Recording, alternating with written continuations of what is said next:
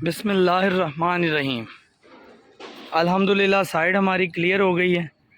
Panels हमारे structure के ऊपर कम्प्लीटली लग गए हैं। स्ट्रक्चर दो तरफ करके हमने बनाया है। 10 पैनल्स यहाँ पे हैं। थोड़ा रास्ता हमने छत पे छोड़ा है आने के लिए, कोई टैंकी वगैरह थी यहाँ पे, उसकी सफाई वगैरह के लिए।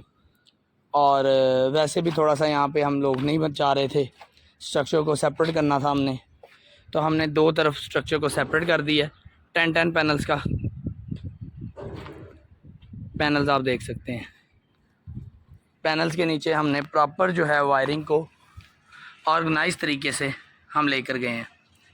प्रॉपर वायरिंग टाई अप होकर, और पाइप के अंदर, ये पाइप आप देख सकते हैं, पाइप के अंदर हमारी जो वायर्स हैं वो नीचे चली गई हैं। इसी तरीके से कम्प्लीटली उस स्ट्रक्चर की भी तमाम तर वायरिंग जो है वो प्रॉपर टाई अप करके इसी पाइप के रूट के साथ हम नीचे ले गए हैं इन्वर्टर्स तक। अब आपको इन्वर्टर का भी एक व्यू दिखा देता हूँ। इन्वर्टर की आपको मैं लुक दिखाता हूँ, किस तरीके से हमने इन्वर्टर लगाए हैं, कौन से इन्वर्टर इस्तेमाल किए हैं, ब्रेकर्स वगैरह कौन से लगाए हैं। ये एक ओवरव्यू आपको दिखा देता हूँ। इस तमाम तर सेटअप की जो कंप्लीट वीडियो है, जिसमें इंस्टॉलेशन कंप्लीट शामिल है, लम्हा ब लम्हा जिस तरह काम यहाँ पे हुआ है उसकी कंप्लीट वीडियो है, वो इंशाल्लाह जल्द आपको यूट्यूब मेरे चैनल पे देखने को मिलेगी। एक ओवरलुक जो है वो मैं आपको अभी दिखा रहा हूँ। अब हम इन्वर्टर की तरफ चलते हैं, वो भी मैं आपको दिखा देता हूँ। इन्वर्टर की तरफ जाने से पहले मैं आपको लाइटिंग अरेस्टर दिखा दूँ। ये हमने लाइटिंग अरेस्टर स्ट्रक्चर से बिल्कुल अलग हमने बनाया है, और इसकी वायर सेपरेटली हम अलग से एक बोर के अंदर ले गए हैं, और यहाँ से पाइपिंग के साथ ये डायरेक्टली लाइटिंग अरेस्टर का एक हमने अर्थ बोर करवाया है, जो कि बिल्कुल बैक साइड पे हमने करवाया है। वहाँ हमने लाइटिंग अरेस्टर के लिए अर्थ लिया है, तो इसको बिल्कुल सेपरेट रखा है। और एसओपी भी यही है कि लाइटिंग अरेस्टर का जो अर्थ है, बोर है, वो सेपरेट होना चाहिए, क्योंकि इसमें लाखों करोड़ों वोल्ट आते हैं। तो अगर ये स्ट्रक्चर के साथ या किसी इन्वर्टर या किसी एसी वायर के साथ कनेक्ट हो तो बहुत ज़्यादा नुकसान हो जाता है फिर, तो इसलिए इसको सेपरेट रखना चाहिए। इसकी जो स्ट्रक्चर की बेसिस हैं वो भी हमने कंक्रीट से फिल करवाई हैं, ताकि मजबूती जो है वो प्रॉपर इसकी हो सके। स्ट्रक्चर में हमने डबल पाइप का क्रॉस में इस्तेमाल किया है, ताकि पूरी जो मजबूती है, पूरे पैनल का वज़न जो है वो इनके ऊपर आए। और सेपरेटली दोनों स्ट्रक्चरों का रखने का मकसद ये था कि हमें रास्ता मिल जाए ऊपर जाने के लिए।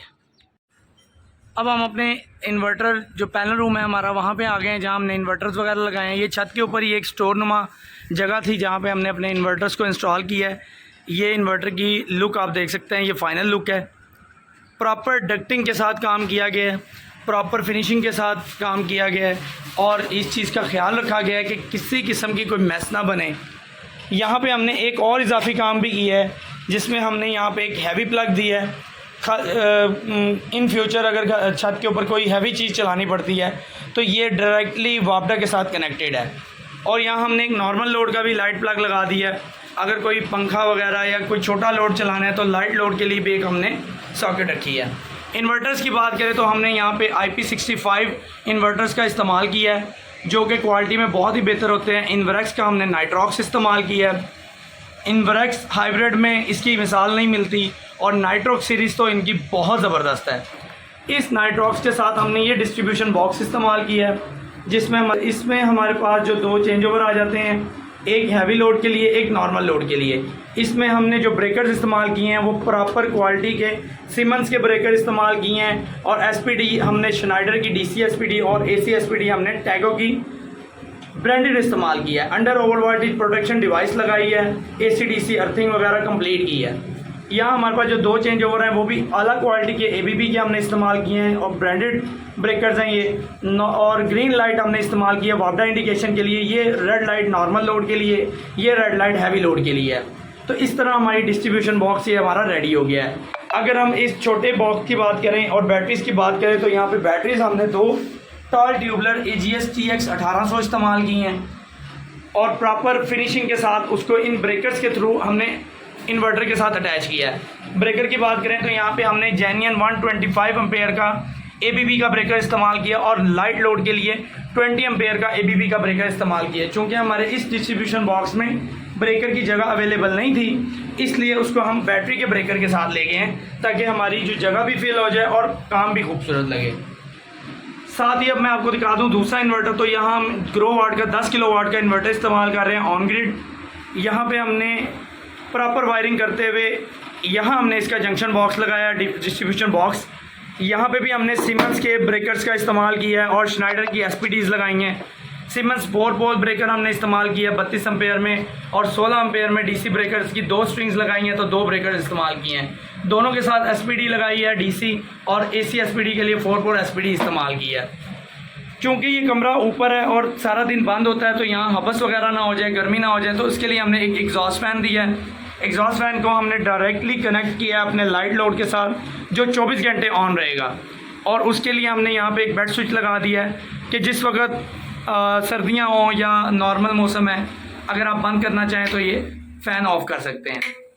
इस तरीके से हम इसको मुकम्मल वायरिंग को यहाँ अंडरग्राउंड छत में कंसील करते हुए यहाँ से जरी लगाकर 2 इंच के पाइप में डायरेक्टली डीपी तक कनेक्ट कर दिया हमने। मीटर की बात करते चलें तो यहाँ पे हम नेट मीटरिंग अप्लाई कर दी हुई है, जो कि मोस्टली 20 डेज़ से लेके 40 डेज़ का टाइम पीरियड होता है।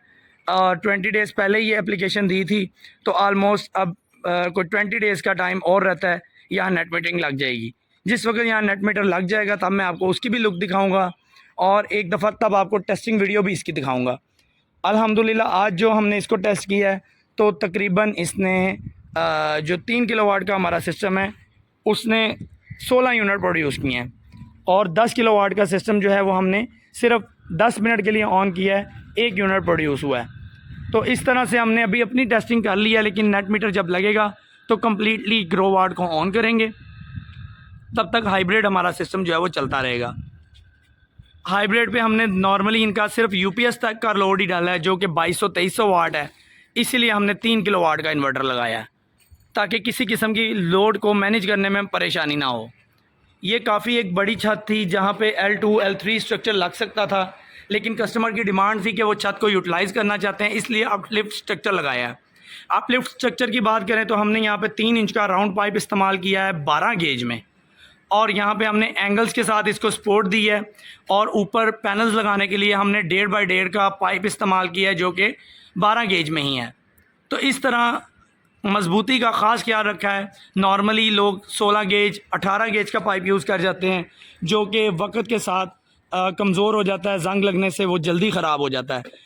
पैनल्स काफ़ी कॉस्टली होते हैं, उनकी सेफ्टी करना हमारे लिए सबसे पहले ज़रूरी होता है, इसलिए स्ट्रक्चर की जब भी आप स्ट्रक्चर बनवाएं तो ख़ास ख्याल रखें कि मजबूती का मुकम्मल उसमें जो है वो आप लिहाज रखें, ताकि अच्छे से अच्छा स्ट्रक्चर जो है वो आपका रहे। और इस तरह स्ट्रक्चर की मजबूती के ऊपर ही पैनल्स की जो है वो ग्रिप रहती है। जितना स्ट्रक्चर आपका स्ट्रॉन्ग और अच्छा होगा, पैनल्स उसी तरह आपकी वो टिके रहेंगे उसके ऊपर, और आंधी तूफ़ान बारिशों में भी सेफ़ रहेंगे। बाकी खुदा की कुदरत के आगे हम कुछ नहीं कर सकते। अपनी तरफ से हमारी पूरी कोशिश है कि हम इसको मजबूत से मजबूत तर कर दें। उसके लिए कुछ सपोर्ट्स हमने लगा दी हैं, मज़ीद कुछ सपोर्ट्स लगाने के लिए एंगल आ चुका है, जो कि कल इसमें इंस्टॉल हो जाएगा, और उसके बाद वो हिस्सा भी पेंट हो जाएगा। पेंट करना क्यों ज़रूरी है? अक्सर लोग स्ट्रक्चर तो बनवा लेते हैं, इतने पैसे स्ट्रक्चर पे लगा लेते हैं और पेंट नहीं करते। पेंट से एक तो स्ट्रक्चर की लाइफ बढ़ जाती है और जंग नहीं लगता। जब जंग नहीं लगता तो स्ट्रक्चर देर तक चलता है। तो कोशिश किया करें कि स्ट्रक्चर बनवाने के बाद उसको अच्छा सा पेंट करवा लिया करें। जैसे अभी लाइटिंग रजिस्टर का हमने पोल अलग से लगाया है, तो जब ये बाकी स्पोर्ट्स लगेंगी तो ये इसको भी हम पेंट कर देंगे। तो पेंट बहुत ज़रूरी है, और बेसिस आप लाजमी कंक्रीट जो है वो अच्छा इसमें फिलअप करवाया करें। ये अभी हमने कंक्रीट बनवा के बेसिस लगा दिए हैं, अब इसके साइडों पे चारों तरफ चिप्स हो जाएगी, और ये भी लाइफ जो है इसकी बढ़ जाएगी। ये छोटी छोटी चीज़ें होती हैं जिनसे स्ट्रक्चर की, पैनल्स की, वायरिंग की, हर चीज़ की जो लाइफ है वो बढ़ जाती है और देर तक सिस्टम चलता रहता है। लोग वन टाइम कॉस्ट को देख लेते हैं, जहाँ बचत हो रही होती है वो कर लेते हैं, लेकिन लॉन्ग टर्म का नहीं सोचते। लॉन्ग टर्म ना सोचने की वजह से जो बाद में 4-5 साल बाद जो आपके ख़र्चा होना है, जो पैसे आपके लगने हैं, वो ज़्यादा पेनफुल होते हैं बनिस्बत एक टाइम जो आपकी कॉस्ट लग रही है। तो वन टाइम में अगर आपका को 50-60 हज़ार रुपये इन चीज़ों पे ज़्यादा भी लग जाता है, तो उससे ये होगा कि आपका वो देर तक लॉन्ग टर्म जो है वो आपका प्रोजेक्ट चलता रहेगा। तो यही 2-4 चीज़ें होती हैं जो बहुत ज़रूरी हैं ख्याल रखना। तो मैंने आपको ये एक छोटा सा ओवरव्यू दे दिया अपने तमाम प्रोजेक्ट का। तो इसकी कंप्लीट रिपोर्ट कंप्लीट जो इसकी वीडियो है वो इंशाल्लाह जल्द ही मेरे चैनल पे अपलोड हो जाएगी। तो आप वहाँ से देख सकते हैं कि किस तरह से हमने पोल्स को स्टैंड किया, किस तरह पैनल्स लगे, हर चीज़ वहाँ पे कम्प्लीटली अवेलेबल है। जिन लोगों ने अभी तक अपने घर में सोलर सिस्टम इंस्टॉल नहीं करवाया और वो इंस्टॉल करवाना चाहते हैं, वो स्क्रीन पर दिए गए नंबर के थ्रू हमसे रब्ता कर सकते हैं। हम आपको इस तरह का सिस्टम आपके घर पे इंस्टॉल करके देंगे और आपको प्रॉपर गाइडलाइन भी देंगे। इसके अलावा जिन लोगों ने अभी मेरे चैनल पे न्यू हैं, सब्सक्राइब नहीं किया मेरे चैनल को, वो हमारी हौसला अफजाई के लिए मेरे चैनल को सब्सक्राइब करें, ताकि इस तरह की नई वीडियोज़ मैं आपके लिए लेकर आता रहूँ और इस तरह के मज़ेदार से प्रोजेक्ट आपको दिखाता रहूँ।